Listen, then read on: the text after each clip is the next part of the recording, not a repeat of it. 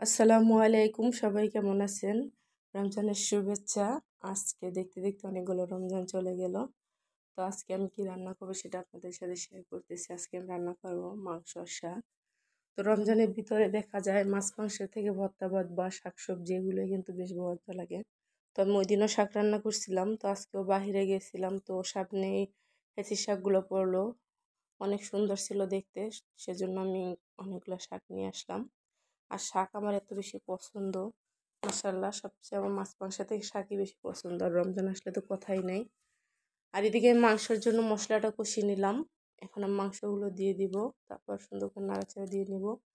আর মাংসটা যেহেতু বাচ্চা বাচ্চার বেশি পছন্দ, সেজন্য আমি মাংস আর আলু রান্না করি ওদের জন্য। আর কি আমি মাংসের ভিতরে টমেটো দিয়ে দিছি। সো কষানোর সময় দিতে মনে ছিল না, সেজন্য মাংসের সাথে দিয়ে দিলাম। তো আপনাদের রমজানে কার কী খেতে পছন্দ বা ভালো লাগে কমেন্টে জানিয়ে যাবেন কিন্তু অবশ্যই। রমজানে কিন্তু সবার কাছে তো মাছ মাংস খেতে ভালো লাগে না দেখা যায়। তো মাংসটা আমাদের 2 দিন পর পর রান্না করা হয়, বাচ্চারা আছে সেজন্য। আর মাংস আমাদের বাসায় একটু সবাই বেশি পছন্দ করে, বিশেষ করে গরু মাংস আর মুরগির মাংস। তো গরু মাংস শেষ হয়ে যাওয়াতে কয়েকদিন যাবত মুরগি মাংস রান্না করা হচ্ছে। তো আমি মাংসটাই যে কষানোর জন্য ঝোল দিয়ে দিলাম একটু। আর হলো আমি এখন চারপাশটা একটু পরিষ্কার করে নেবো, যেহেতু জল উঠে মানে পাতিলের চারপাশটা কেমন হয়ে গেছে। আর এদিকে আমি শাকটাও বসাবো, সেই জন্য কড়াইতে একটু শুকনো মরিচ দিয়ে দিলাম। তারপর হলো রসুন কুচি পেঁয়াজ কুচি দিয়ে দিলাম। এখন সুন্দর করে এটাকে ভেজে তারপর শাক দিব। আর শাক মশালা এত বেশি আর এত সুন্দর ছিল, মানে এক কড়াই শাক ছিল। পরে দেখবেন সিদ্ধ কতটুকু হয়ে গেছে।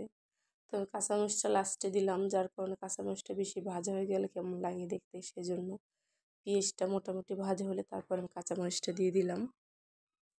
তো আমার মতো এইভাবে কারা কারা রান্না করেন বা শাকসবজি খেতে পছন্দ করেন বলে যাবেন কিন্তু। তো দেখেন কতগুলো শাক এক কড়াই হয়ে গেছে, আমি নাড়া দিতে পারতেছিলাম না। এখন আমি স্বাদ মতো লবণ দিয়ে দিব। লবণ দিয়ে আবার সুন্দর করে একটু নাড়াচাড়া দিয়ে দিব। দেখেন শাকগুলো দেখেই আমার জিভে জল চলে আসছে। অবশ্য আমি রোজা, তো বললে গুনাহ হবে, তাও বললাম। মানে অনেক সুন্দর ছিল কিন্তু শাকগুলা। আমি সুন্দর করে নাড়াচাড়া দিয়ে দেখেন একটু ঢাইকে দিছিলাম, তারপরে এই যে কত কমে গেছে শাকটা। শাকের কালারটাও কিন্তু চেঞ্জ হয় নাই, মাশাআল্লাহ একদম সবুজ সবুজ আছে। আর এদিকে আমার শাশুড়ি মা শুটকি রান্না করছিল। আমার শাশুড়ি মা হাতেই সবজি দিয়ে শুটকি রান্না করে, এত মজা হয়। লইট্টা মাছের শুটকি সে বেগুন আলু সিম দিয়ে রান্না করলে অসাধারণ হয়। তো সব রান্না বান্নার শেষে আমি একটু বুট ভাজি করে নিলাম, কারণ বুটটা আগে দেখা যায় ভাজি করলে পরে ইফতারির বাকি আইটেমগুলো পরে আসরে পরে বানানো যায়।